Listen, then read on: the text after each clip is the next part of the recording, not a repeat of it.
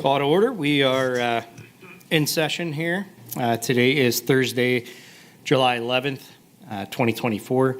This is our regular 7 p.m. Council meeting.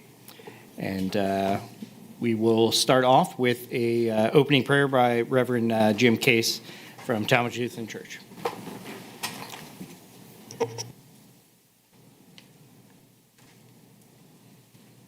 Good evening and blessings to all of you. Will you pray with me, please?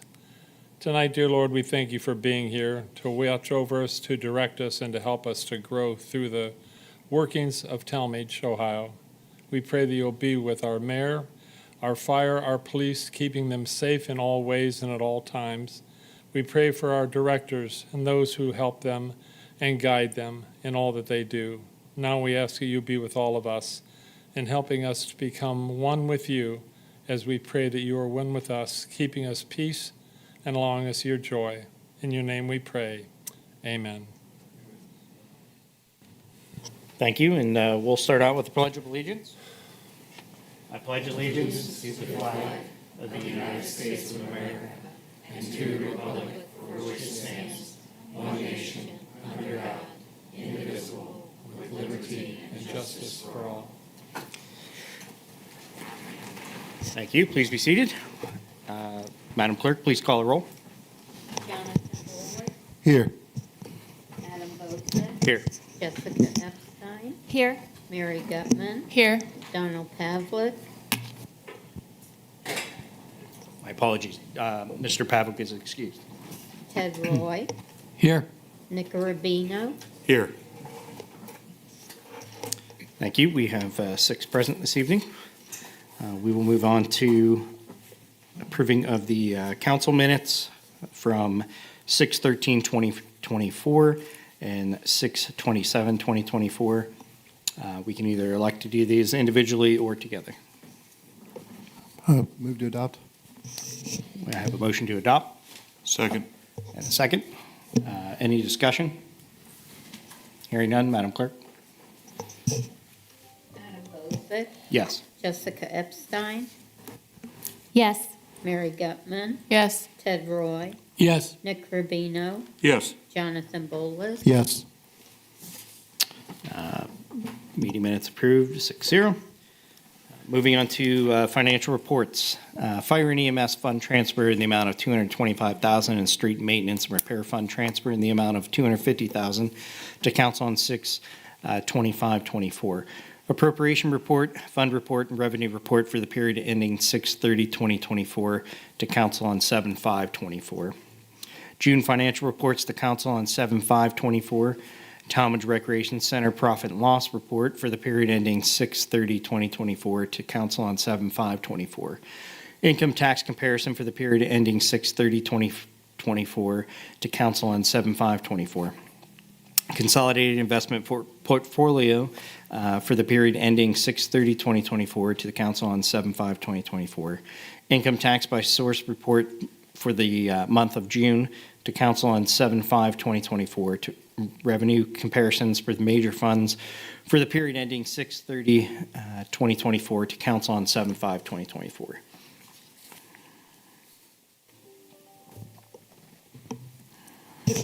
Move to adopt the financial reports as presented. I will second the motion. We have a motion to adopt and a second. Do we have any discussion or questions about the following financial reports? Hearing none, Madam Clerk, please call the roll. Jessica Epstein, Yes. Mary Gutman, Yes. Ted Roy, Yes. Nick Rubino, Yes. Jonathan Bullard, Yes. Adam Bosa, Yes. Financial reports approved and a vote of 6-0. Item 6, public hearings. We currently have no public hearings this evening. Item 7, community input. It's at this time that anyone in the audience that wishes to speak about anything that is currently not on the agenda this evening, they may do so now. You'll be given approximately 2 minutes of your time to discuss anything that you'd like to bring before us. Just ask that you state your name and address. So do we have any community input from the audience this evening? If you do have something that you'd like to bring up that is currently on the agenda, we will open it up to community input at that time. So, hearing none, we will go to item 8, agenda additions. We have none on the agenda this evening. Do we have any other items? No. Moving on to item 9, reports of the administrative officers. We will start with the Honorable Mayor Kilway. Thank you very much. So you all should have received the fire department activity report. It was forwarded to you earlier this month. I also have some recognition from the fire department. On the morning of July 5th, at about almost 8 o'clock in the morning, the fire department responded to 150 East Point for a report of a structure fire, and the resident arrived at the home and found that the house was full of smoke. It was a small smoldering fire that was found in the laundry room of the home, and it was extinguished with a water fire extinguisher by the TFD crews. The cause was electrical in nature, and damage was minimal. However, there was extensive smoke damage. And it was the C shift of the fire department and its members that took the action, and it directly resulted in limiting the damage to the building. And they are also, so it was a great job by them, and they are very appreciative of Magatar Fire, who also provided mutual aid. And the members that responded to the fire that Deputy Chief Stasek indicates they did an exceptional job are Lieutenant Turback, Firefighter Holcomb, Firefighter Goldner, Firefighter Straley, Firefighter Snyder, Firefighter Hayduke, and Battalion Chief Nick Sanson. So I want to thank them very much. They do so much for our city, and I really want to make sure that they get the recognition that they deserve, especially, we've had, I think, more fires this year already than we have all of the last 2 years combined. So always keep them in your prayers for sure as well. As we all know, 243 South Monroe was a historic home that had some substantial damage that was done to it. As everyone is pretty much aware, that on July 7th, the fire department was notified of a possible roof collapse at the address, and it is a 2-story brick structure, almost 200 years in age, and it had a substantial portion collapsed, including interior floors, roof, and multiple exterior walls.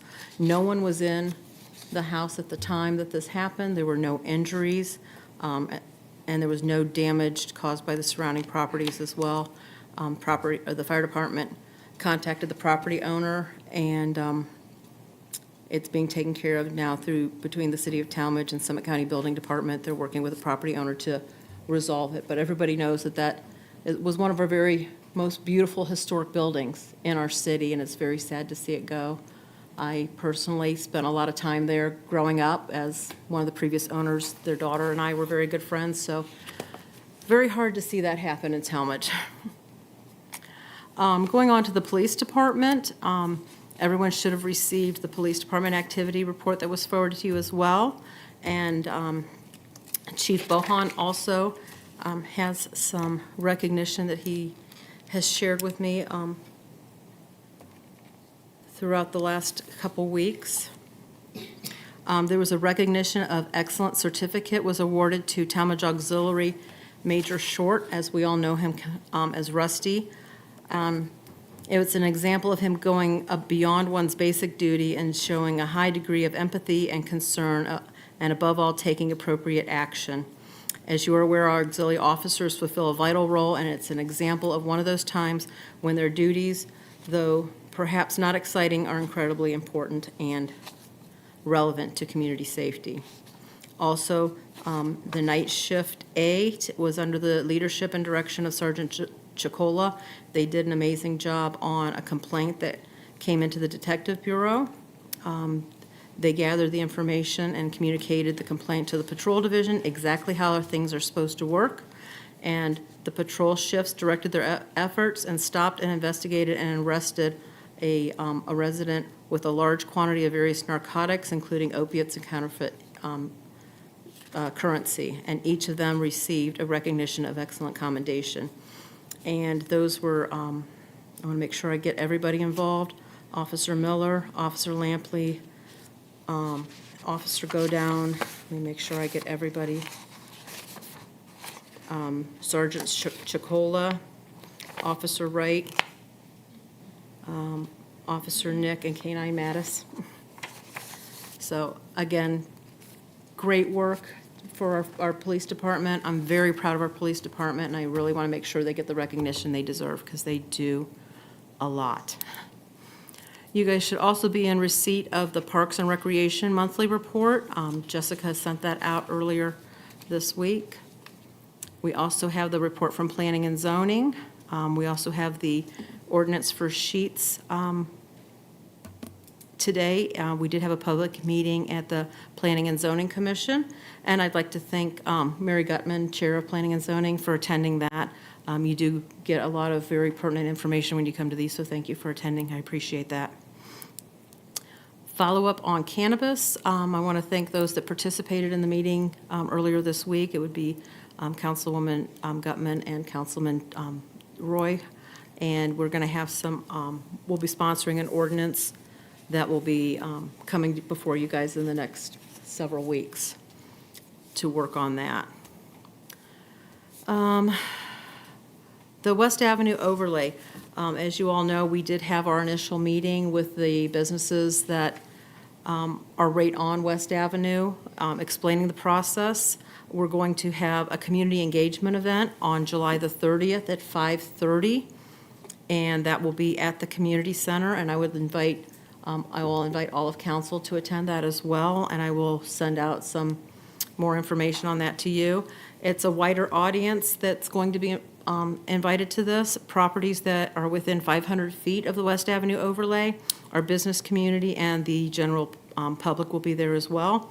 And we will post this on social media so that we can get our community's input on this very important overlay. We also had ribbon cutting for Royal Union Pet Store. It was actually their second ribbon cutting. The first one was when they first opened up here in Tallmadge. The second one is within a year. They expanded. They needed more room. They are the second largest fish store in Northeast Ohio and the largest reptile store in the state. It was really quite awesome to see. And I'm not a reptile person, but it was really cool. And I want to thank Councilwoman Epstein, Councilman Roy, and Councilman Pavlock for coming to that ribbon cutting as well. Flock cameras, they're working on getting them installed. Right now, we have one that is currently installed, and the others are in the permitting and various stages, so they'll be going up relatively shortly. I will share with you as I get the updates as to, when they're all live and active. There's 15 of them all together, if you remember correctly. Also in front of you today is an ordinance for an appropriation for the strategic plan. I know we've talked about this for 6 months now. We have a business that we're going to be working with. This was not put in the budget, so I would ask for your consideration to get the strategic plan. This is very important to our city, not just for the next year or 2 years, but for the next 5 years for sure, and it will shape our city for the next 10 years as well. And we can all work on this together and shape the city the way that we all want it to go and the direction that we'd like it to go. So I would really appreciate your consideration on the strategic plan ordinance. It's at first reading today, and I would really, really like it to be approved by second reading if possible, because we do have a timeline. We would like to get started on it at the beginning of August. We are also working on an administrative policy which would allow our residents to paint the fire hydrants that are on their property. We've been looking at this, and there'll be more information coming out. Director of Administration has been working on that as well. And then I didn't mention it last time, but last meeting I did have my after hours with the mayor, and I had people here the whole time. And it was a great way to interact with our residents and our community, and a lot of good things came out of it. So if anyone has any questions, I'm happy to answer them. Any further questions for the mayor? No, I do have one question. I Yes. know it was brought up by some residents at one point. We had some reports of dog incidents in one of the developments, and I know I've saw a post since then. Do we have any updates on that? Have we been able to kind of address that situation with the owner? I am not aware of any additional incidences Okay. at this time. All right, Okay? thank you. Thank you. Moving on to Director of Administration. Good evening, everyone. I just want to let everyone know that shortly before the council meeting, I sent out the city's budget email to the department leaders and to council and other members of the administration. Apologize for sending it out so late before the meeting. It's been an exceptionally busy week.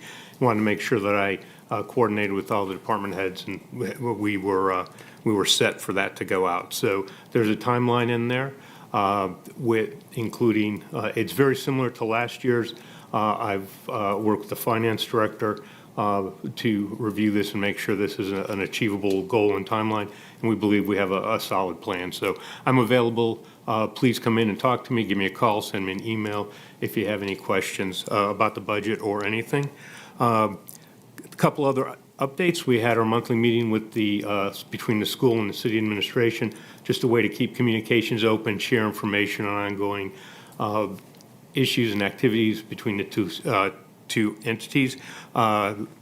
It went well, and we talked about continuing the newsletter. So we're looking to potentially expand that as we move forward, and so more to follow on that, but we will continue to partner with the schools.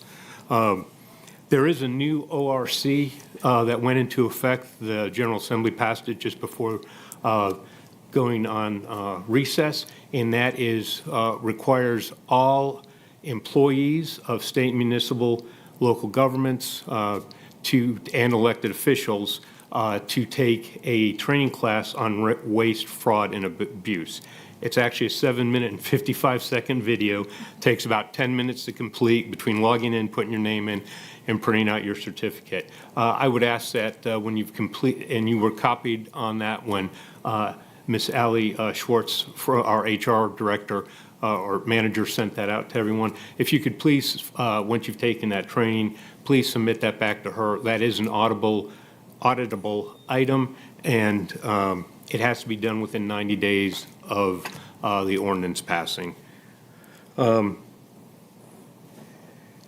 Also, just to update you that we did notify, we sent to the State Employees Relations CERB and also to the local Teamsters organization that we will be a notice to negotiate. So we have blocked some times for that, and we expect to start that sometime in the near future. We're going to start with the Teamsters. Once that gets moving along, then we'll go ahead and notify the other unions as we move forward.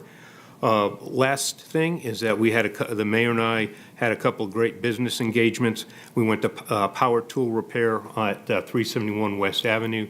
Really fascinating business that they do there. So it was a great opportunity to find out about their business, to get their views on West Avenue, and just good partnership building. We also visited Petiti's, and ironically, during as they prepared for the visit, just like we prepare for the visit, they realized that this year is 40 years, their 40th anniversary for being in the city of Tallmadge. And so we were the second location when they opened up, and now, as you know, they have many stores and many lines of service out there. So it was a good 2 weeks in all for the Department of Administration, and pending your questions, that concludes my report. Thank you. Any further questions for the administration? No, thank you for the report and the reminder about that training. And I'll remind council members as well, since we do have some new members, because I get reminders, make sure we get our IT training done, because I also have to do mine. So just a good segue there, sir. Thank you for the update. I appreciate that, as they fall under my organization. Yes. Thank you. So I'm sure you get the reminders as well. Yes. All right, moving on to our Director of Public Service. Good evening. First off, I'd like to talk about ordinance 2024-52, and this is requesting the ARPA funds for a restroom located at Macca Park. If you look there to the left, you can see the aerial baseball diamond, the playground, the 3 shelters, and the pool. Keep in mind that the restroom unit, can't even see it, is at the pool building. So in my mind, this is a safety concern for everyone that uses that playground, the ball field, and the shelters. Their kids have got to cross across that parking lot on a summer day when that parking lot's packed. Where did this idea come from? This idea has been since 2008 when the park plan went into effect. You can see the red building there in between the ball diamond and playground to the picture to the right. What's this building going to look like? It'll be just like the one that we just had built at Howe Road. Very nice. If you get a chance, stop out there. That's a pretty nice restroom, especially considering what we were used to in the parks. And there again, the cost for that restroom was $360,000, and the engineer's estimate is coming in at $409,000. The engineer's estimate is always high. That's what they're supposed to do. So we were really fortunate that we got that price. I have a feeling that estimate's going to be high, and we'll probably be, right now I think we have, and maybe Ms. Gilbride will jump in here, I think we have $401,000 in that ARPA funds left. So I feel confident that we will be able to build this building for that amount. Moving on, zoning department, 53 total permits were issued for the month. Code violations are 76. It's high grass season. So majority of those have been high grass and they're getting mowed. Moving on to the cemetery, 7 total burials were done there, 358 grave spaces and 145 columbariums remain. Parks and Rec, membership at the rec center is 7,983. That is a 10% increase from last year. 14,795 visits at the rec center. That's a 7% from last year. Music on the Circle, Wish Garden, July 18th. That's a rock band. Summer camp overnight at the rec center is July 26th. Music back on the Circle, August 1st with the Bel Airs. That's an oldies group. And then there's a women's self-defense class being offered August 3rd. The parks, I'd like to thank Little League. They have donated all new scoreboards in all the ball diamonds, and you can see the one there. That's at Kent Drive, a very classy, very nice look. The city supplied the labor to install these. There was a couple of Little League guys that helped out. The city pitched in by supplying the labor to installing the equipment. Appreciate that. Howe Road Park, the dog park portion is still closed, but the restroom and the new shelter is being reserved. So if you want to picnic out there. Something interesting, we've had a 16% increase from last year on our ball field rentals. Don't know really what the difference is, but that's a pretty good jump in a year's time. And we've actually hosted our own few tournaments on those fields, and that's the first time that we've done that as well. Macca Pool is open. Daily visits is 13,902. That's a 33% increase from last year. Moving on to the street department, concrete maintenance and repairs is completed. They're still doing some of the landscape, but all the concrete's been poured. Warco actually did a really nice job for us. The asphalt paving program began Monday, July 8th, and I gotta be honest with you, I'm not happy with the traffic control at any of the mill sites. I was out there with them yesterday, I was out there with them today. We've got rid of that subcontractor that's doing the traffic control, and they're bringing in another subcontractor. So we'll see what that grade is. But that was pretty pathetic traffic control over the last 2 days. So if you're hearing any complaints, there should have been. 3.6 tons of street debris was removed by street sweeping. 935 linear feet of ditching was complete. 97.3 hours was spent on cleanup from the June 17th storm. 3 catch basins were repaired, 2 drive culverts were replaced, and 4 crossover culverts was replaced. And that's a crossover culvert there in that picture at Dunbar and Martindale.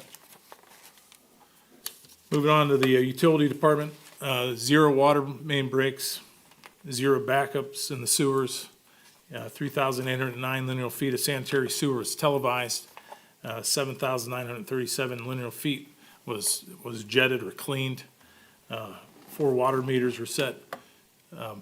We actually mark the OOPS tickets, so we have our own utilities, water, sanitary sewer, stormwater, and our fiber optic. So we had 511 OOPS tickets to go out and mark this month. So there's a lot of construction activity going along through town. The lead and copper identification service is still ongoing. And right there, that's a hydrant repair. We had a hit and run on one of our hydrants on Northeast. And it's just a cool picture of it. There's every hydrant has a valve. So that pipe sticking in front of Steve there, the guy down in the hole, that's the valve box. So that kills that water to that hydrant. So every hydrant has a valve to it. Just didn't know if everybody knows that. And that concludes my report unless there's anything else. Any questions for our Public Service Director? I have a couple of questions. Will there be storage in the back of the restrooms at MACA? It's not so much storage, it's more of a janitor's area. Okay. Was there, or is there a capability to have any storage there? I know that there's a small, or there was at one point, a small storage shed behind Steinfield, but didn't know if that was still being utilized by Little League or not. No, that right now, that building is just, it's a utility access is all it is. So the piping, the heating, everything's just in that, and it's not big enough to have, there's a utility sink in those, but that's about the, you know. Okay. All right. And then, do we, as, for the donation of the scoreboards, do we need to approve anything for that donation? Yes, they submit something at the end of the year on all their donations. Okay. And we recognize that at the end of the year. Great. So will that be, will we end up doing like a letter or resolution acknowledging and thanking Tallmadge Little League for that improvement in our parks? Yes, we'll do that, yep. Great, Because thank there again, that's one of their donations, so. Great. Yeah. Yeah. No, I absolutely notice those when you drive through the neighborhoods now and you see those ball fields. So They're class act. they look great. They're good looking. So I definitely want to thank them for that improvement. Any further questions for Service Department? And thank you, sir, for the traffic control. I know I reached out to Mr. Rohr twice in one day, and didn't mean to bother him, but he was certainly on top of it. It's a good phone call, so. So, Yep. so thank you, sir. Moving on to our next topic, Director of Finance. Thank you. Good evening. Everybody received the financial reports. We're halfway through the year. Everything is looking good. Our income tax collections are a little bit ahead of budget, so that's good. We've seen the net profits rebound. Our interest income is continuing to be very strong this year. So I'm pleased where we're at. And I will be glad to entertain any questions that anyone may have. Any questions for our Director of Finance? I'm sorry, I do have one more thing. Oh, I forgot. Additionally, the restrooms at MACA, if this was placed in the budget, we're likely to be able to use all the ARPA funds to finish this out. ARPA funds need to be committed by the end of the year. So if you could consider passing this at first reading tonight so we can get this bid and get this project moving, I would appreciate it. Thank you. Any further questions for Director of Finance? No? Moving on to our Director of Law. Thank you. I just wanted to report this evening that in addition to our normal responsibilities, our office is continuing to work very hard with regard to the recodification. And I just want to thank all the department heads. Elaine's here in the audience who's been helping tremendously, and there's others who we've reached out to, everyone pretty much, to try to make sure that the information that we have is accurate and what they want as we move forward. So we're working as diligently as possible on that. And have a meeting later, well, tomorrow. I was going to say later this week, but there's only one day left. So to continue to move forward with that. So hopefully we'll be able to bring that to you here in the next couple months. And a report. Thank you. Any further questions for our Director of Law? No? All right, moving on to reports of standing committees of the Council of the Whole. We will start with our Planning and Zoning Committee. Councilwoman Gutman, thank you. Thank you. I'll call planning and zoning to order.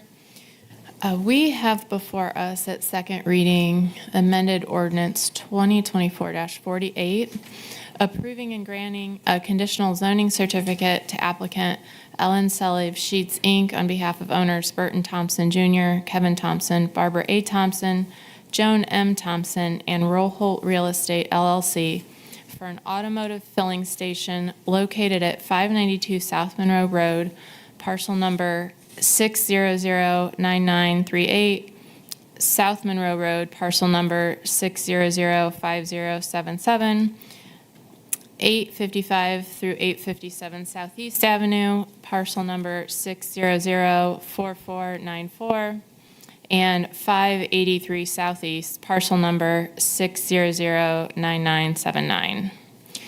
And I will take the privilege of committee chair and speak first. I'd like to say thank you to everyone who worked on the presentation at Planning and Zoning meeting, Mrs. Hussing, the Sheets representatives, and especially our residents who took the time to come and listen and share their thoughts with us. It's helpful. I'd like to thank everyone who's emailed myself and other council members to share their thoughts. We are at second reading, so we're not voting, but I know that I have had some questions that I would like to speak to and then ask of the Sheets representatives as well. So I wanted to make the clarification, I guess you would say, and Mrs. Raber maybe can put a finer point on it if I mess this up at all, of the responsibility of council. Our responsibility isn't to decide if Sheets is right. Our responsibility is to decide if the conditional zoning certificate is appropriate.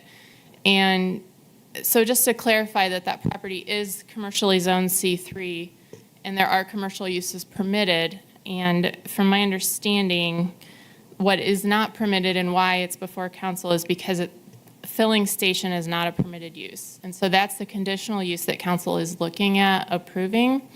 And so obviously the whole project is in front of us.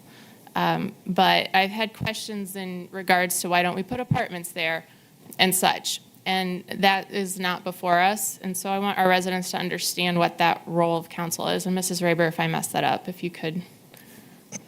No, you did that very well.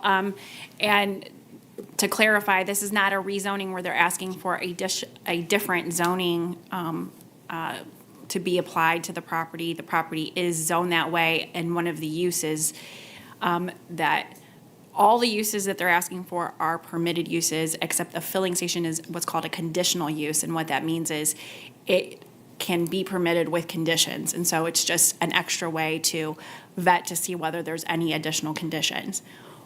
Planning and Zoning made the recommendation to council to approve with conditions, and they sent a pretty extensive list. So they thoroughly go through the application and the process, and they added quite a few, which is part of what you have in front of you tonight. So tonight you have the amendment that comes from Planning and Zoning recommendations.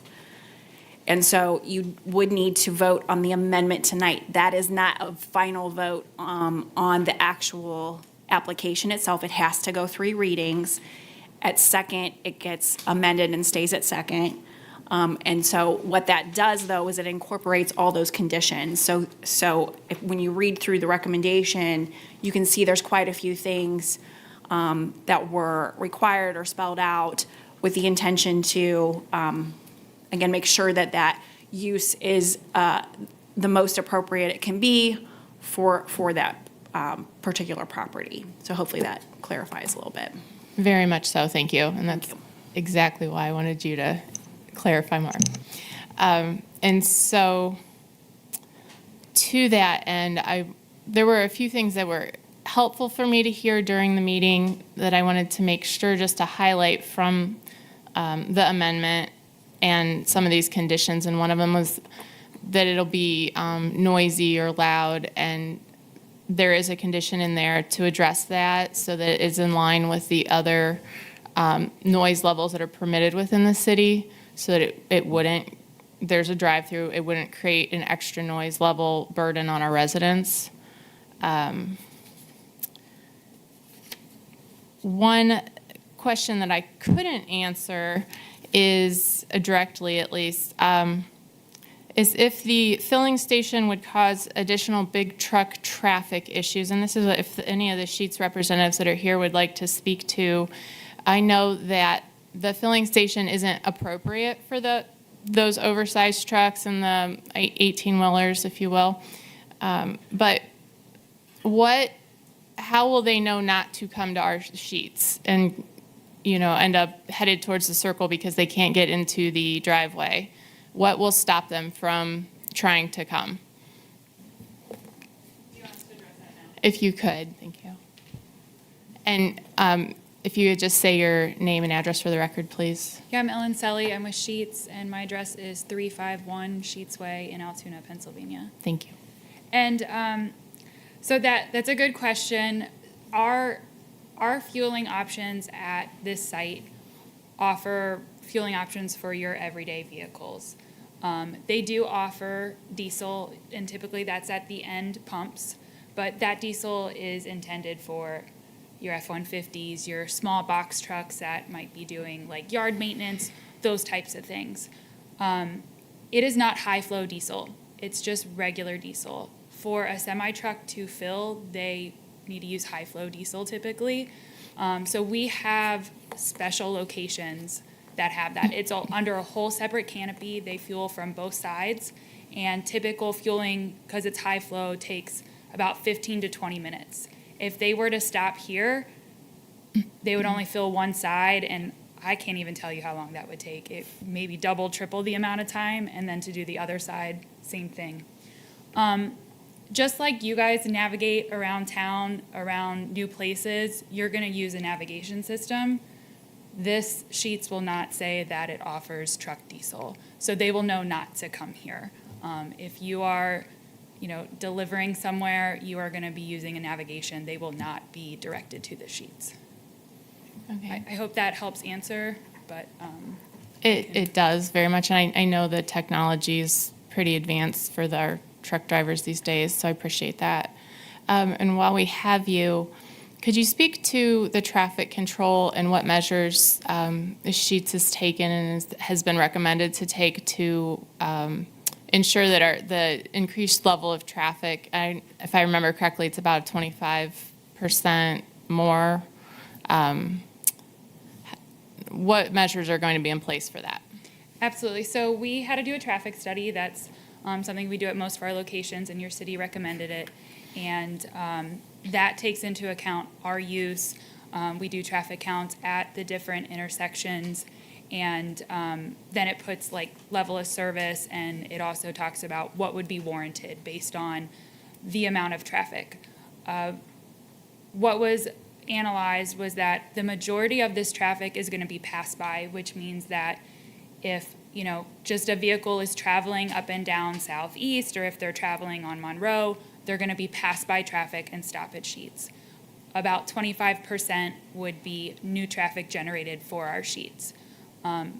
New traffic and the pass-by traffic was all put into the report, and based on that, we were warranted to do a left turn lane. So we are adding a left turn lane from southeast into our site, and that will help with any kind of traffic measures and getting those cars safely into our site and not back up anything on southeast. Okay, thank you. And then I had another question related to the condition that that was added regarding delivery of products and fuel and dumpster pickup complying with the City of Tallmadge noise ordinance hours, which are 7 a.m. to 9 p.m. Now, it does make perfect sense to me about the delivery of products and the dumpster pickup. I wonder if I'm just picturing other situations where I've tried to go into a fueling station and there's a big fuel truck sitting there. And when that happens during busy morning hours or afternoon hours, it actually backs traffic up. Do you have any concerns that having the fueling being done during the daytime hours would actually create more traffic problems? Well, our site is designed, all of our sites are larger to be able to accommodate all the different traffic on our site, whether that's people going inside, that's people fueling, that's our truck deliveries, drive-through. You know, we do have a very large site. We have wide drive aisles. It's all goes into this. So we have a special place on site that those trucks would be and they would sit, but we don't typically see a restriction imposed from cities on the truck fueling and, you know, a dumping of their stuff into our underground tanks. This is also, I think the reason for that is to protect the residents and the noise level, but, you know, these tanks and where that truck would be sitting is closer to the intersection. It's not adjacent to the residential side. Like the drive-through is a little bit closer, and, you know, I understand the delivery trucks, same thing, our service doors closer to the back. So it's just not typically what we see. We will work within whatever we need to, but it is not a typical restriction on our part. Okay. But that all said, you don't anticipate it causing traffic backups if we were to have that, leave that restriction in place? No. Okay, thank you. I think that's it for my questions. Are there questions from other members of council? I had just a follow-up question to what Ms. Gutman had asked. You said in the traffic study that that study predicted or said that you would need a left-hand turn lane, and I just wanted to make sure I was understanding correctly that you all are installing that left turn lane at the cost of Sheets. That's not a cost that the city would be Absolutely. absorbing. The cost of Sheets. Okay. I also had received a couple of questions from constituents about the choice of location and what made this location more desirable over I-76 access. And Owen, do you mind if I invite you up again? Owen is with our real estate team, and he answered this question very well at the Planning Commission. Thank you. Owen Wolf, 351 Sheets Way in Claysburg, Pennsylvania. There were a lot of things that went into the choice of this location. I guess to address specifically your question, I think you said about the proximity to the interstate. In this particular interchange, there wasn't anything available. This is actually the first signalized intersection north of the interstate. That's something that we really look for in terms of our locations. To get people in and out of our sites safely, we look for a signal, a high-profile location. We liked because this was between Tallmadge City Circle and the interstate. There's a large employer to the south down at Summit Racing, a lot of rooftops, like we call housing density. Tallmadge as a whole is a market we've been trying to enter for a long time. We like a lot about this area, the same as most of the businesses do down here. It's a place that we feel we can be very successful as well as operate as a good neighbor to you guys. For the intersection itself, you know, the nature of our business is a convenience store. We want to be where existing traffic is. We want to be convenient to the people, get them in and out as efficiently as possible. We pegged this location as a place that we would be able to perform all of those services there. Thank you. Thank you. And I think this is a good moment just to point out that this is a project between a private property owner and the potential buyer of the property is not a city project. I have received some comments that seems like that might be worth clarifying. Does anyone else have questions? Yes. How many employees are in these locations normally?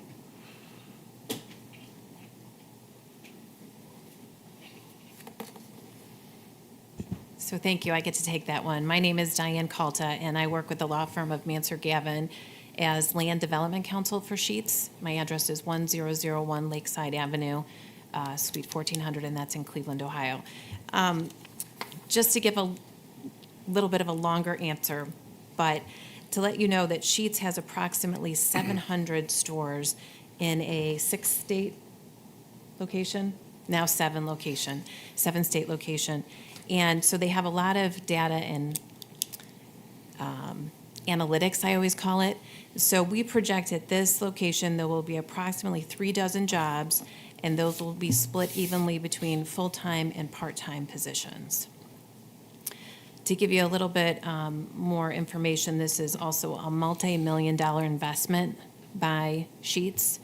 And there was some other information that Owen was able to share with the Planning Commission, that this is a corporate store. These are not franchises, so these are corporate-owned, and that they are, I won't say renovated, but completely redone every about 12 or 13 years. So you'll probably know that there are some other stores in the area that are being completely redone. So they redo their stores on a rotation of about 12 to 13 years. So. Can you allude to what the average wage at a location like that would provide? I don't have wage numbers, but we can certainly get some general information for you. Have you guys done any studies or have any feedback based on your other location? I've heard people bring to me that they're worried about light pollution, the lumens surrounding their properties and such, how that could alter the current area. So I know Ellen, as the engineer, can probably speak about this better, but there is a photometric plan that is required, and it is reviewed, and essentially it has to confirm that there is no light that leaves the site. So when you get to the edges of the site, those numbers are zeros, 0.0 or just about. In addition, the canopy does have lighting, the building has lighting. Those things can be adjusted as well. But the photometric was provided, and I believe it was reviewed by your team, your engineers, and we had some feedback, but all of that was positive. I'm assuming, if and when this is built, you guys would be looking for a liquor license. Is that something you've already secured, or is that something that you plan on putting on the ballot to obtain? Maybe Ellen I don't have any information on that.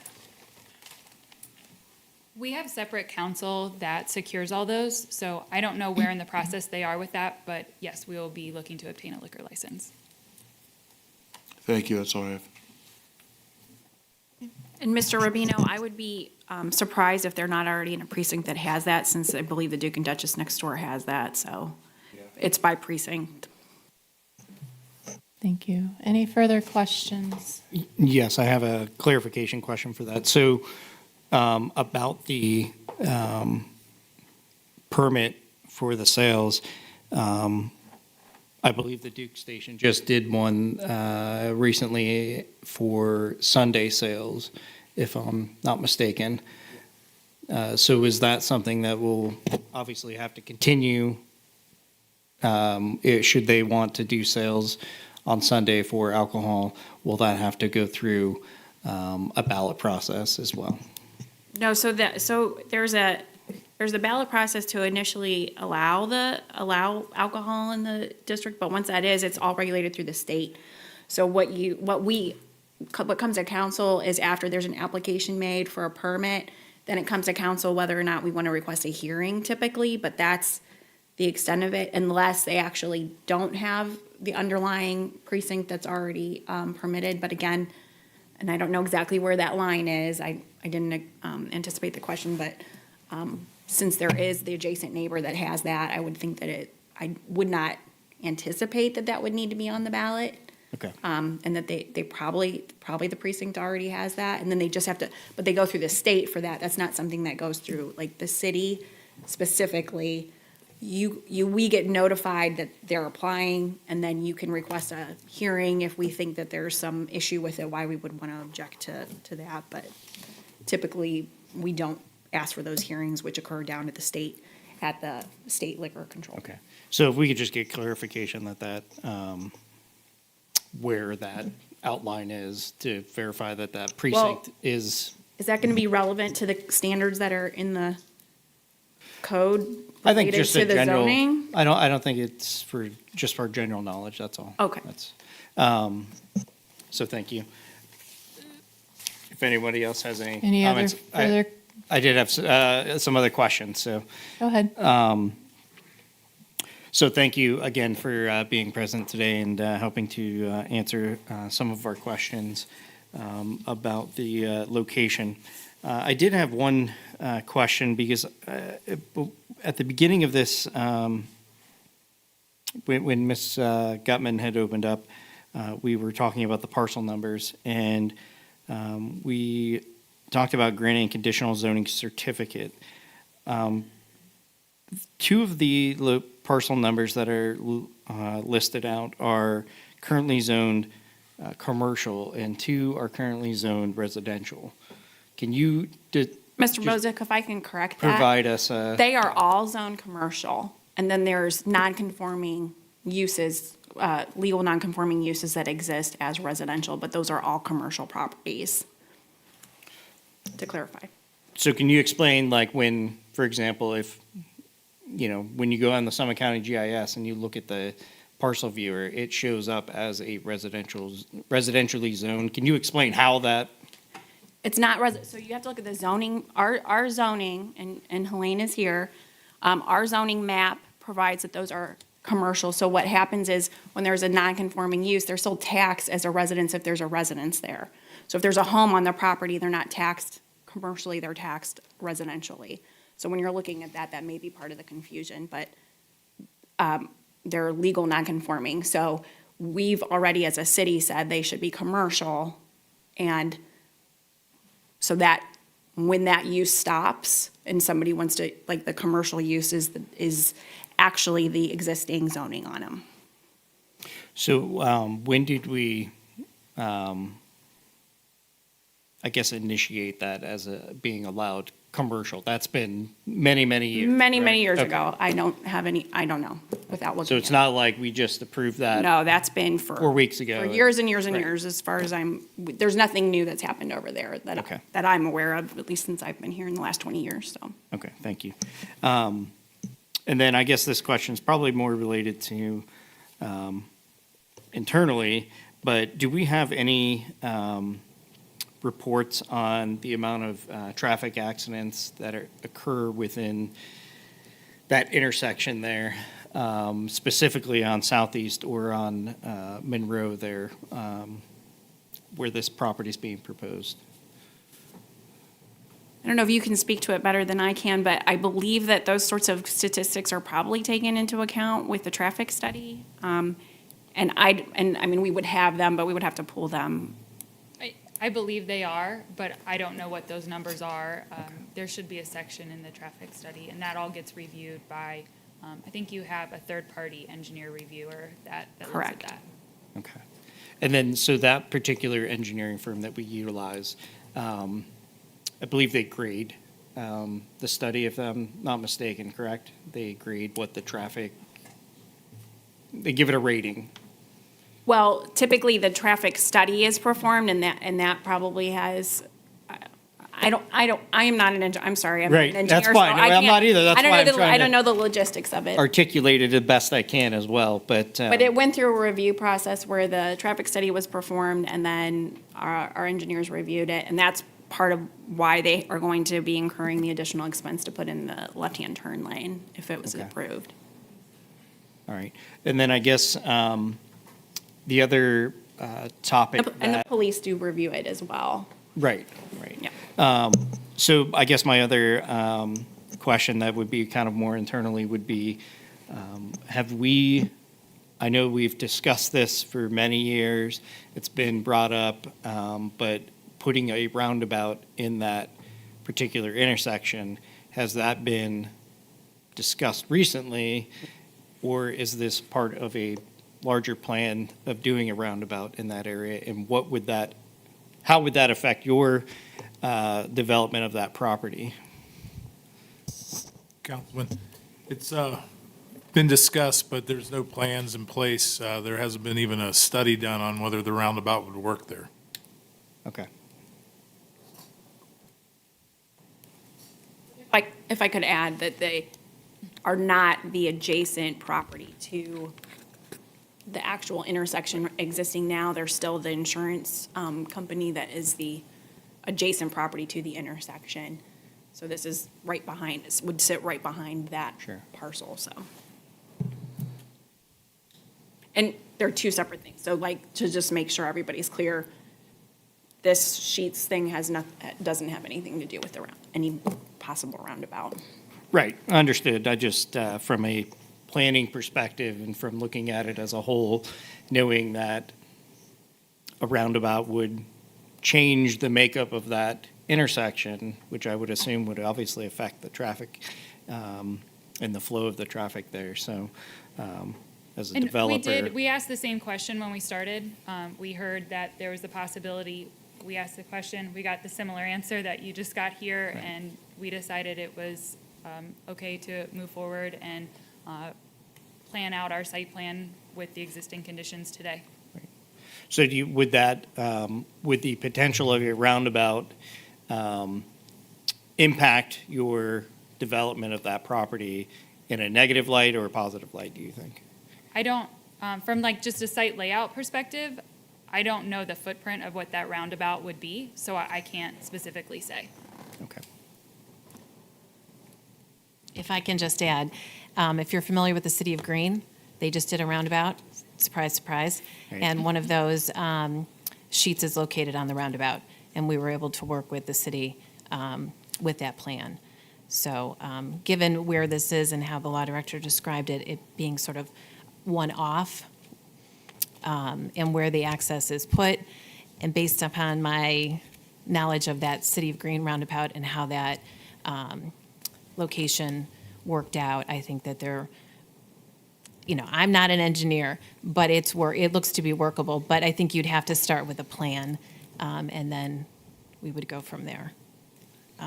But we don't have anything to drop in right now. If you had a plan, we would have done that. We would have said, okay, here's your plan, we'll drop it in. And even if it's something that's projected for 5-10 years down, we would have, projected it onto the plan to see what the impact would be. Great, thank you. And obviously, these are kind of hypotheticals here, but I just wanted to get your opinion as to how that would impact positively or negatively, at least for our planning purposes. So, I just wanted to kind of piggyback off of that example that you brought up in Green that was installed directly on the intersection, and that was an intersection at the time that Sheets, I grew up like 2 minutes down the road, so it was like we could ride our bikes up there, and it was exciting. But there was no roundabout at the time, since that roundabout has been put in, and I think that's also one of the sheets that you're talking about that has reached that 13-year mark, and they're Right, rebuilding It's it being redone, right? It's with being the scraped. existence of the roundabout New now. roundabout, exactly, yes. That's a good case example. thank you. And then I guess my last question would be, I believe, and correct me if I'm wrong here, but is this, or will this location be a 24-hour location? Yes, they all are. Okay, thank you. Okay, thank you. Are there any further questions?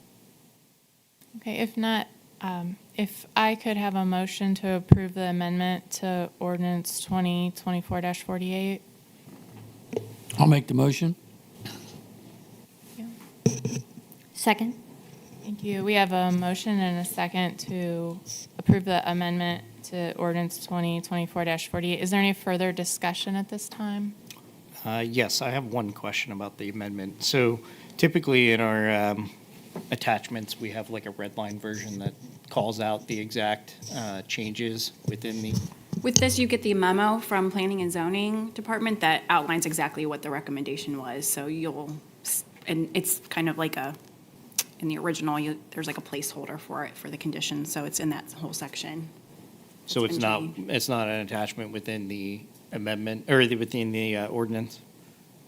No, it was a memo that was sent to council by Planning and Zoning Commission. And so typically, you don't get a red line for these, because you get the memo that outlines exactly what the recommendation was. The conditions are listed out in section 2. That would be the pertinent, probably what you're looking for that was added. Yeah, I just wanted to, have eyes on it to know exactly the differences when reviewing it, because obviously we have the amendment in front of us, but it's not a red line version, so. Okay, any further discussion? Okay, seeing none, Madam Clerk, please call the roll. Mary Gutman, Yes. Ted Roy, Yes. Nick Bravino, Yes. Jonathan Bolus, Yes. Adam Bozick, Yes. Jessica Epstein, Yes. Thank you. The motion is passed 6-0. And with that, I have nothing further at Planning and Zoning. Does anyone have anything else for the committee?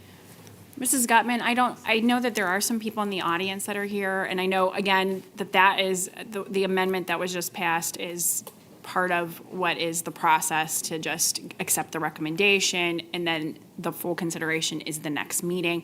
However, I don't know if you want to potentially give them an opportunity to speak while they're able to be here on this issue, and then you'll know what questions they may have. Absolutely. Thank you for that. This would be a great time if anyone from the community would like to speak. We do have, as Mrs. Raber said, our next meeting is when we will vote on the ordinance. So this is a good time to share your thoughts.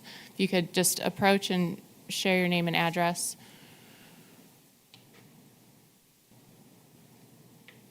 Name is Paul Van at 383 South Monroe Road. Thank you for this opportunity to address this council. I like Sheetz. I shop at Sheetz. But this location is a poor application for this type of business. We've lived at 383 South Monroe Road for 20 years. Since then, we've seen the rec center, the high school, all the Brimfield Jed businesses built, and we've seen traffic continue to build over and over and over till I can barely pull out of my driveway. Now they're talking about 25% increase in traffic on South Monroe Road. What's that going to look like for us residents? And I know if any of you folks sign on to Tallmadge Talk on Facebook, you'd see a lot of different people talking about the traffic on South Monroe Road.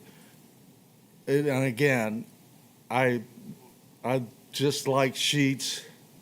I appreciate the council entertaining the business and what they want to do for the community, the tax base that they want to bring to this community, the investment they want to bring to this community. But at the same time, it's the location that's the problem. It's a small business location, Giannino's across the street, BP, all this been this way for 20 some odd years and beyond. And now with the increase in traffic, you're going to build a big business in this little bitty oddball traffic location where it's going to be a lot of different things. And going to the Planning and Zoning Committee meeting, we're talking about a variance in the speaker system, a variance in the light system, a variance in the canopy system. Are we changing the complete type of law system for this one business? What does that sound like to the residents of Tallmadge, that one business comes in and we have to change the rule book just for them? Again, I appreciate the idea that we want to bring taxes, we want to bring businesses, but at what cost are we trying to do that? That's the end of my statement. Thank you, Mr. Van. Would anyone else like to speak? Good evening. Gene Centaur, 487 Southeast Avenue. As my fellow resident here in Tallmadge just put it, there's been a lot of discussion of this project online within various forums. I am personally of the mindset that this business in that location is beneficial for the community because it will help drive traffic both on foot, on wheel, to the other small businesses in that area and get those businesses as well brought up and increase the economic prosperity in the area. Now, I do understand his concern around the traffic going down South Monroe. Personally, from the 2+ years my wife and I have lived in the area, I can't really state that I've seen heavy traffic, even really on Southeast. So I'm not sure personally if it will cause more issue, but I can only think of the benefits this business will have for the community. Thank you. Thank you, Mr. Center. Is there anyone else? Thank you.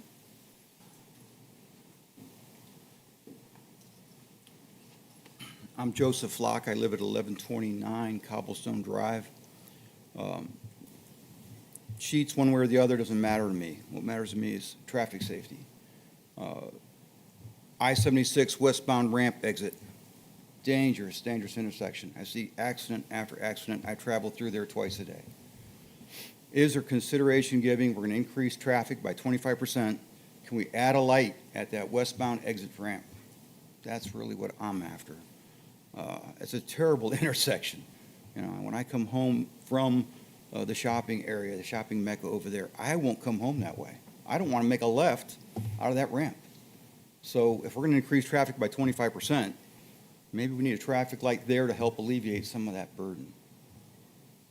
Thank you. Thank you, Mr. Flack. And that is a very, I am with you on that intersection. I think that does look at further evaluation, maybe perhaps not in this setting, but thank you for bringing that up.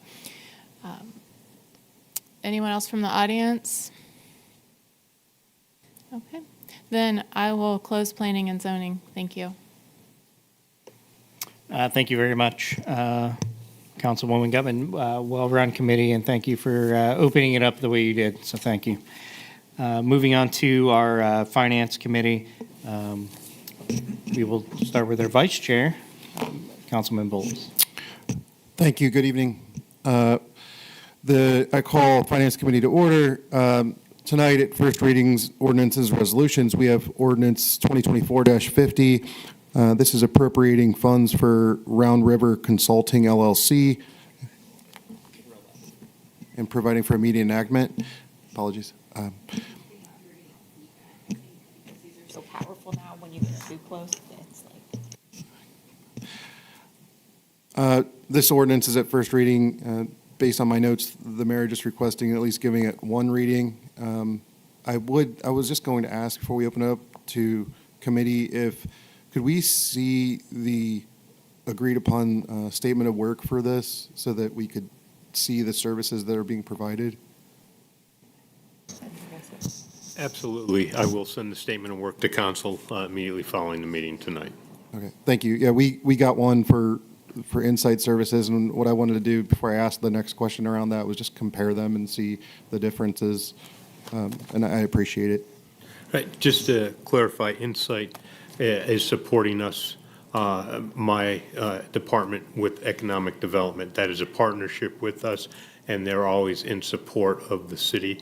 They're not the lead, and that is the same way that this contract is written. They will be supporting us and assisting us as we build the strategic plan with involvement from across the community of Tallmadge. Okay, thank you. You're welcome. With that, I'll open it up. Any comments or questions for this first reading ordinance? I would agree with Councilman Bowles. I would like to see the contract. So thank you for sending that over this evening. Can you talk, I recall the last couple of meetings about going through a selection process, and you have, excuse me, selected this one, this vendor. Can you walk us through that process? What made them most qualified, stand out to you for this? I'll let Mr. Ignazito go ahead and do that. We did do this together, but he has all of the notes in front of him right here, so. Go ahead. We were looking for a small business locally based within the region. And so after doing some research, we came up with two businesses that have done very similar plans for nonprofit organizations. We conducted a team interview with the mayor and other members of the administration. As we said, we conducted two interviews with each organization. The first one, overarching discussion on what we're looking for, where Tallmadge is right now, what we're looking to do to set that strategic plan involving a wide swath of the community members to 2025 to 2030 and beyond. Really, the first 5 years, a solid plan kind of to ramp us for a 10-year period of time. Similar like West Avenue overlay, it's not something that's going to happen overnight. It's a slow, gradual process. So we were looking for really compatibility with the type of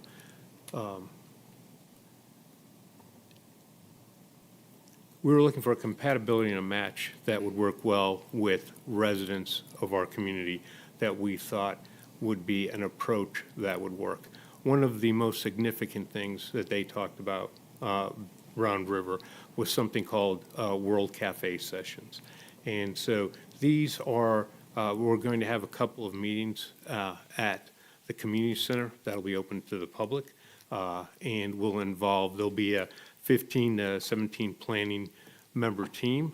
This was her plan, or Round River Construction Plan. It was a female who presented, Round River Consulting.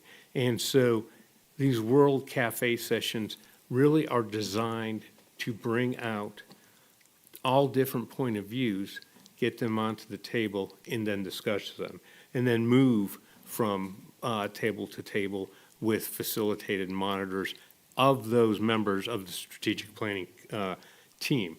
And as I've said previously, we would like 2 members of the strategic planning team to come from council. So almost everybody you talk to in preliminary discussions and then the final 2 that we selected had a very similar plan. So it was really the World Cafe type sessions to tease out the differences, to get everything out on the table so we can openly and honestly discuss that with the community and the team so that we know that we have a plan that is been well vetted, coming from all sections of the community. And yes, you know, there may be different views, but it's going to be that overarching consensus that we come up with. And so that is really was the most significant deciding factor. What's great about Round River is that they're willing to work with us, and as we're moving through this plan, they are flexible as we go through something. If we need to add or modify how we're doing this, they're willing to do that. They're going to do numerous personal interviews, including, as I said, with all 7 members of the council, we get given that opportunity. We'll provide the questions. I believe Mr. Bolus asked for that. We will provide questions in advance when we get to that stage. We'll have individual discussions with members of the community, including business owners, long-term new residents. And so it's an all-encompassing process. And this was the one that we felt would be the most beneficial in that feeling of just a match to the 2 organizations, Round River Consulting and the city of Tallmadge as a whole. And I would just like to add as well, Of the companies that we did speak with, all of them indicated that, strategic planning for municipalities, while it's not brand new, it is, on the edge of being new. Not all municipalities have a strategic plan like what we're working on, and they commended us for having the initiative to do that and working with our residents and with our administration, especially with our council, in partnership to develop this for our community. So, this is a joint effort with all of us together, and I'm really excited going forward on this. So, any other questions? Yeah. How, is this a year-long consultant, or is this going to be like an ongoing partnership where we work with them for the next several years? Oh, no, this is a short-term process. As far as planning goes, a 6-month process. We would, if council approves the ordinance, next meeting, we would be looking at having an internal kickoff early in August, with then gathering and requesting, inviting people to be part of this strategic planning team. And so we have, as you'll see when I send it this evening, and I apologize for not sending it, she has, Round River has a very distinct, a very specific timeline and gates. And that's why I said it's a partnership. To meet a 6-month timeline, it's not very aggressive, but it is on the cutting edge of aggressive. Normally, this is, Ms. Rubino, it is usually an 8 to 10, it can be an 8 to 10 month process, but we want to be able to get it implemented in time that we have really to roll it out, get it out to the community, and then have it in place for a year from now, because we're really going to be implementing, we set our budget, we set our priorities collectively with our budget. And so next year, we'll be implementing the strategic plan initially, but the real implementation will start roughly a year from now when we start focusing on the priorities of our budget. One of the items in the email that I sent out this evening regarding next year's budget, as there may be some minor adjustments once the budget is approved and it's rolled out there, and if we get feedback. This is a continuous process. And so while we'll have a plan and we want it vetted, it will set us on a path, but it is a roadmap. And sometimes, you look at a roadmap and you decide to take another road. But the whole idea is to collectively set our priorities and really be on that leading edge of cities setting strategic plans, because it really does set our priorities. We, as a municipal government, really, one of our primary duties is we receive revenue from our citizens, and we want to take that and provide those services and opportunities based on the input we receive from citizens. So instead of 1 or 2 citizens or something from Tallmadge Talk, we're going to take a 6-month process and get everybody's involvement and set us on a path. Thank you. Any other comments or questions for this ordinance? I have just one more question. The appropriated amount that's listed, is that the full cost, or is there any anticipated cost in 2025? That's the contracted amount. That's the contract? Yes. Okay, thank you. And when I refer to changing the budget, it was based on priorities that we all collectively agree on. If council decides to do that, to adjust any budget that may be approved. So that is all encompassing with an end date in late January. I forget the specific date. All right. Thank you. I have one question or comment. So I think obviously understanding the scope of work and what that looks like, to really know exactly what areas we're trying to address and what that'll mean, I guess, for us long-term. Because most of the time when we do these sort of things, when you do these long-term planning, there's always additional plans that need to come out of it in the long term. So, whether that be we need to redo our Parks and Rec master plan, we go back to our planning and zoning revision. So, I guess understanding what this particular contract involves and what dominoes will fall after that, I think gives us a better understanding of as a whole. The only other comment that I'd like to make, and again, I don't want to sound that like I'm ragging on the particular company, but just doing a general search online and visited their website, and their website has a banner at the top that says new website coming fall of 2022. So just something to consider, as if I was a citizen, or I am a citizen, but doing a quick Google search and seeing that, I think that would be, a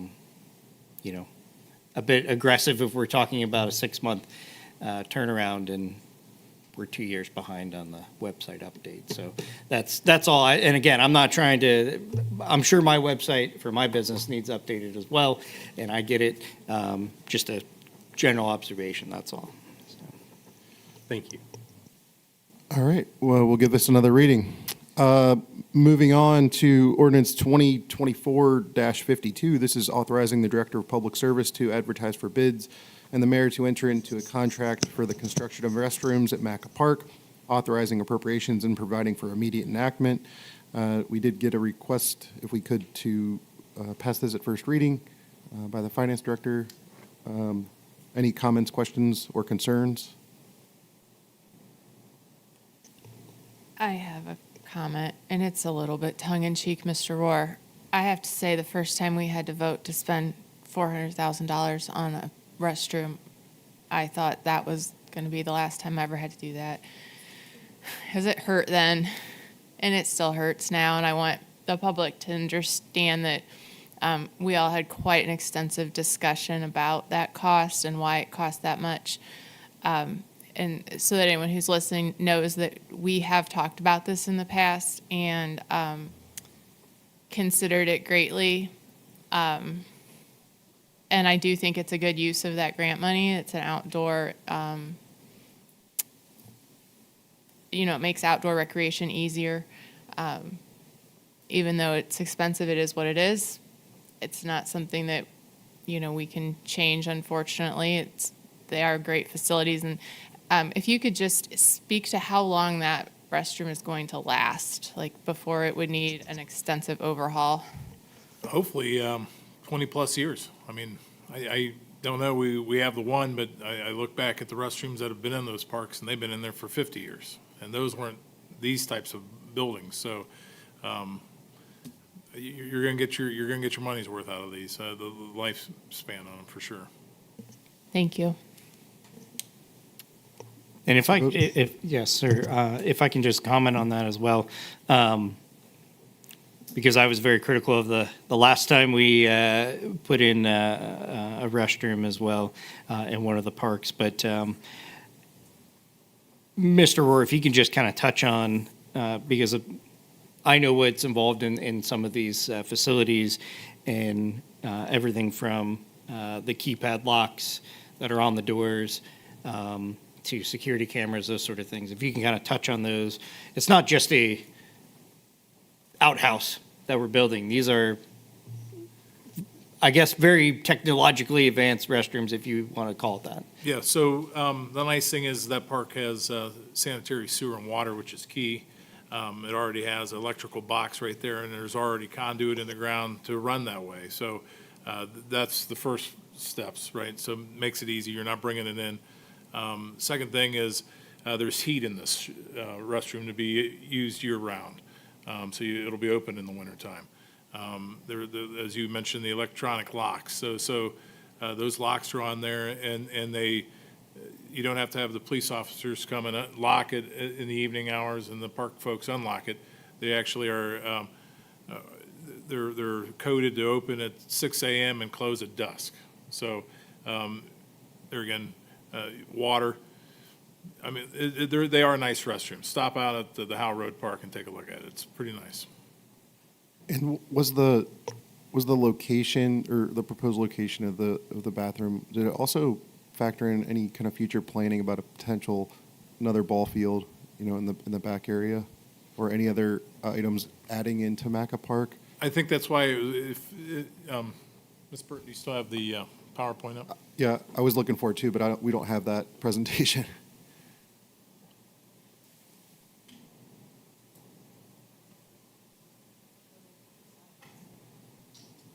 While she's pulling that up, this is going approximately where the current porta potty is over there right now, For the most part. right? Yep. And Mr. Rohr, if, I know we probably receive a fair discount because of the length and time that we have those porta-johns out, but from my experience as an event manager, they are not cheap to rent as well. So there is some sort of cost savings in the long term because of that. And a better facility. Correct. So Yeah, if you so- look, that red circle is where it's going on that aerial view, and you can see the existing ball diamond and the playground. Then if you look south of the playground and west of the shelters, there's still a lot of open space there. I don't know if there's enough room to put another ball diamond Right. in, but there's still plenty of open space. And I think that restroom location, if you go back to the 2008 plan, it picked that because of the location of the playground and the ball diamond and the first shelter there. Okay, thank you. Any other questions, comments, or concerns regarding this ordinance? With none, do I have a motion? Move to adopt. Second. We have a motion and a second to adopt ordinance 2024-52 at first reading.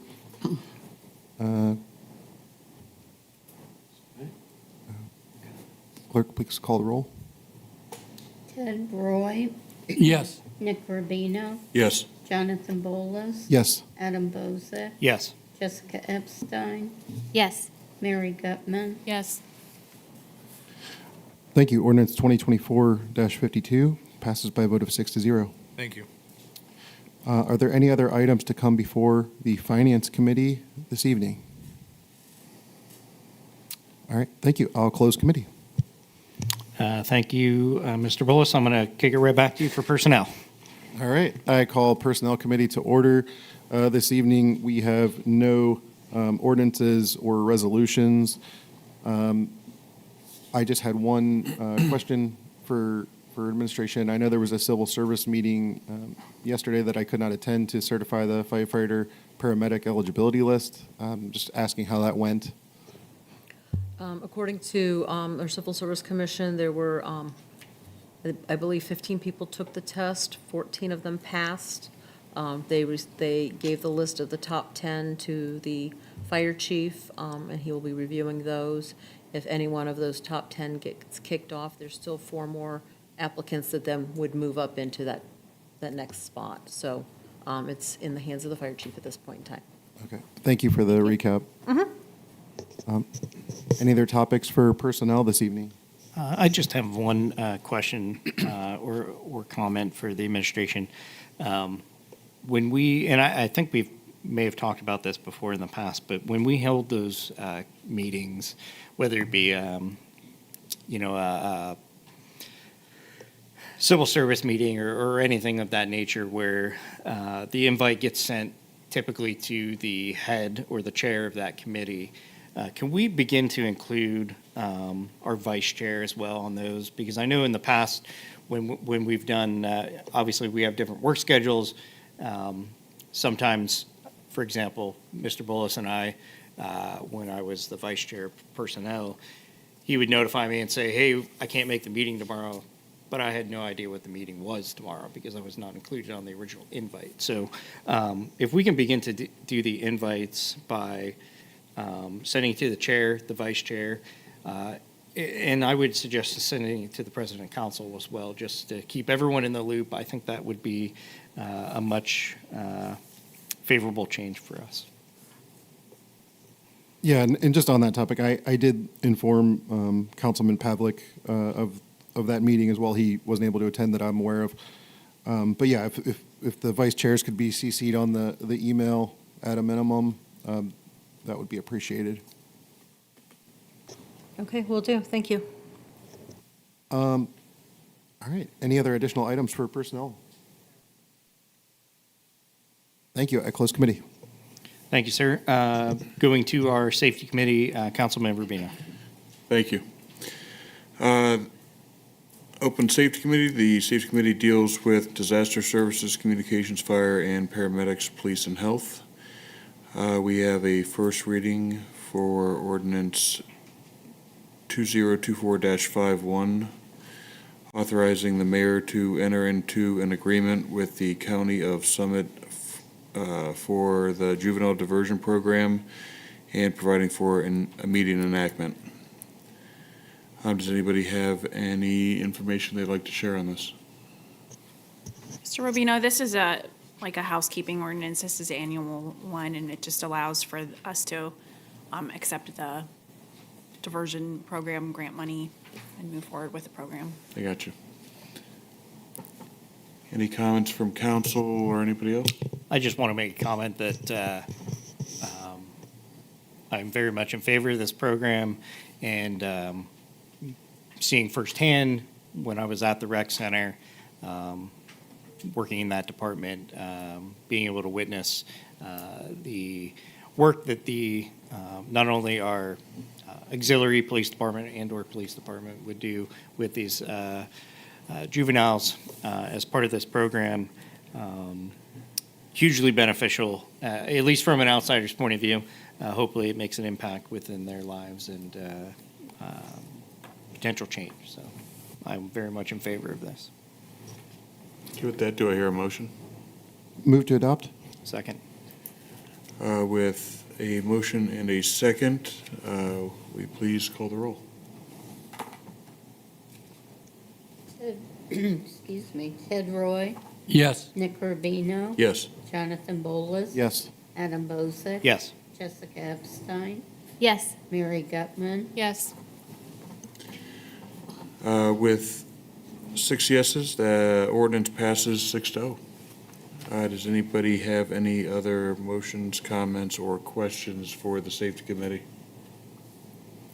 With that, I close Safety Committee.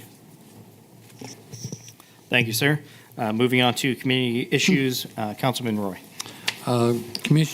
Community issues, I'd like to call to order.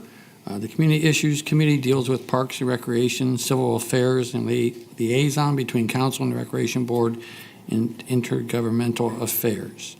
Tonight, we don't have any ordinances. Is there any additional items tonight?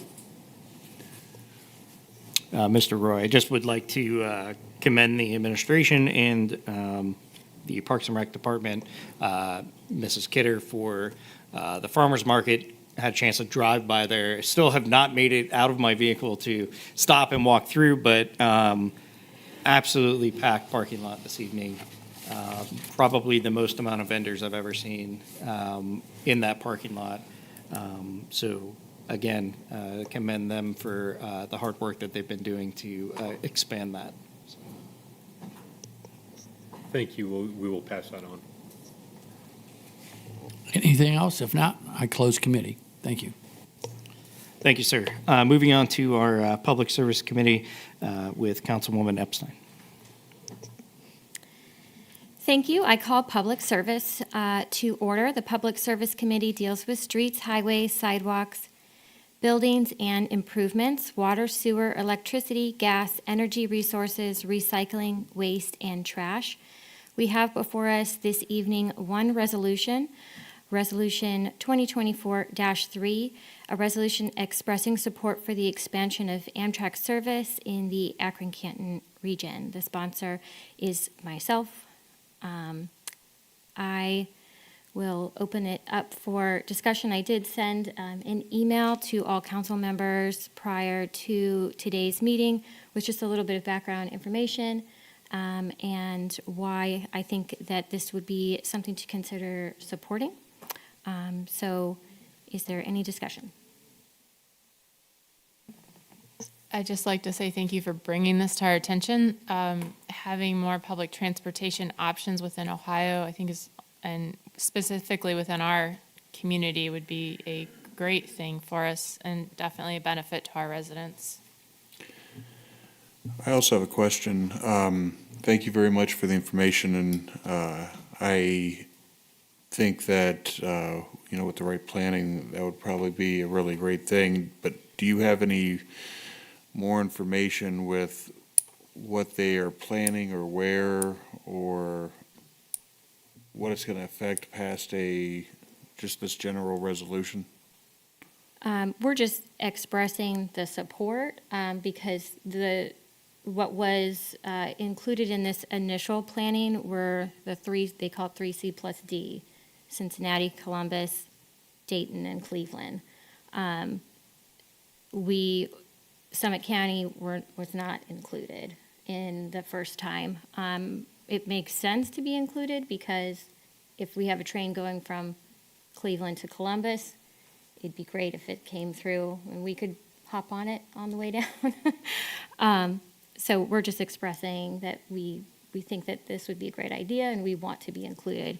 One of the things that I had heard in my research was the reason we weren't included is because nobody asked. And so I think that there's been some recent effort to make sure that people ask to be included for the next round of planning. But they don't have any further information as far as if a line were to come to Ohio, where it would go through or what direction it would be going, et cetera? For our region specifically, the thought of the airport has been suggested as an ideal location. And then going south or going east and west? That's what we're saying we want to support, is a study to plan that out. Thank you. Yes, Mrs. Epstein? Yeah. Yes, just in my conversation with other mayors and elected officials, the expansion of Amtrak, like Mrs. Epstein has indicated, has almost completely ignored the Akron-Canton area. They're also going up to Toledo and then across to Cleveland as well. And we're really not sure why that happened. We're just being told that it was basically, it wasn't vocal enough that that was a good area. The Akron-Canton area is a huge area, and it would be very beneficial to be able to jump on, a train at the airport and go down to Columbus for the day, or go up to Cleveland for the day, or, anything like that, or go to Toledo and, head up to the lakes or something like that. I think that the Amtrak is really missing out on an opportunity if they don't come to the Akron-Canton area. And so I know there's been a lot of talk about trying to get Amtrak's attention to saying that this is a very important area that needs service. And I commend Mrs. Epstein for taking the lead on this and for putting this resolution together. It shows a lot of forethought, a lot of, it's excellent. Thank you. I really appreciate it. Thank you. And thank you for the information that was provided yesterday. Respectfully asking if we could give this another reading just to have time to review the prepared information. Absolutely. I know that it was over 40 pages of reading, so. I'd like to just share a personal anecdote related to this that I think illustrates how it could benefit us.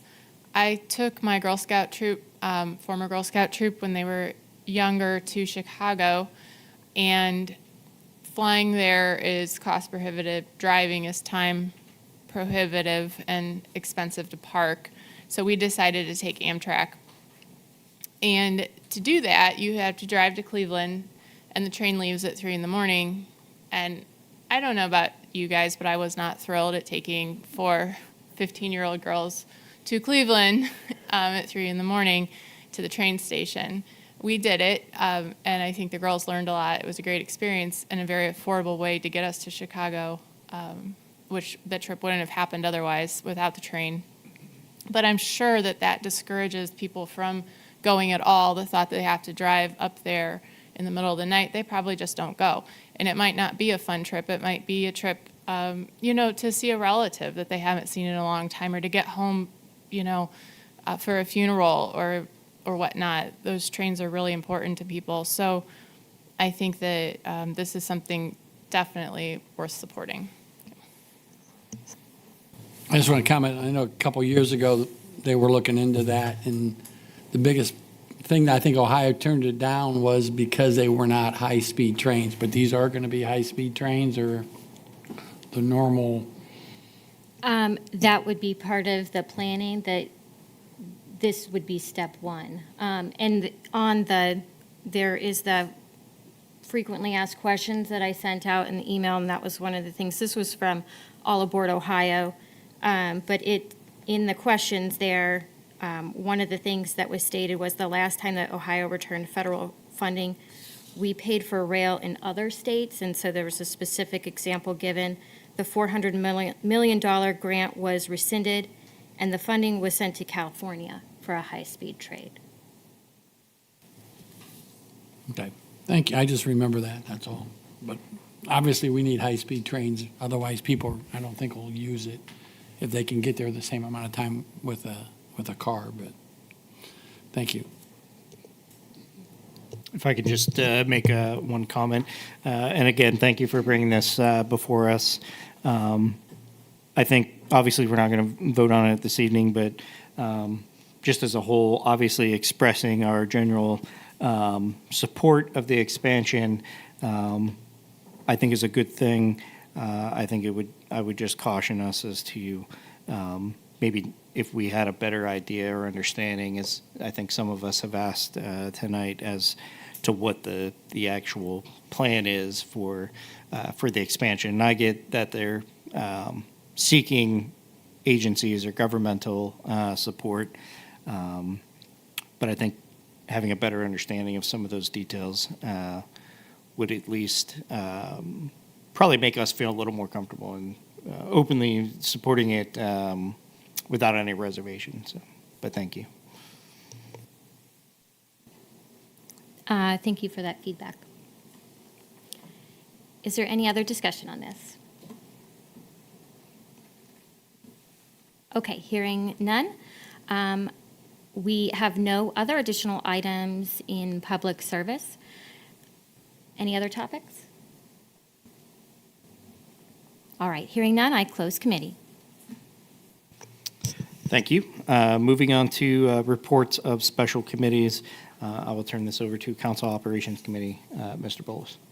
Yep, just wanted to express a thank you to the IT department, Dove AV, the service department, anyone else in the city who helped with the AV upgrades in council chambers, from the new monitors and displays, and we just got the new microphones installed. So again, everything's looking great. It was a great project, and just thank everyone for their support. Thank you. Thank you. I would second that because I definitely like these new mics. You can hear them very well. So hopefully I'll watch the YouTube channel later and see if the sound quality has improved, because I know that has been some concern as well. All right, moving on to other announcements. Do I have any other announcements from council? Before, if we could go back one sec, I don't know, I felt like Mary's microphone was cutting out a couple of times. I heard that as well. I'm sure Okay. there's some I bugs. tried really hard to stay centered too, and I could tell. So. Yeah. Thank you. So as far as any other announcements, administration have anything? The only thing I would bring up to our members of council is the Light Festival. The parade entry form has been submitted, and we are participating. So we need to prepare ourselves for no longer pushing a golf cart across the finish line, but we will have our golf carts nicely charged and ready to go for this event. Probably need to discuss at some point offline as to decorating or whatnot for that, so. Sure. So anything else for council? No? Hearing none, I'll take a motion for adjournment. So moved. Second? We have a motion and a second. Madam Clerk? Nick Rubino, Yes. Jonathan Bolus. Yes. Adam Bozick. Yes. Jessica Epstein, Yes? Mary Gutman, Yes. Ted Roy. Yes. The time is 8:45, and we are adjourned. Thank you.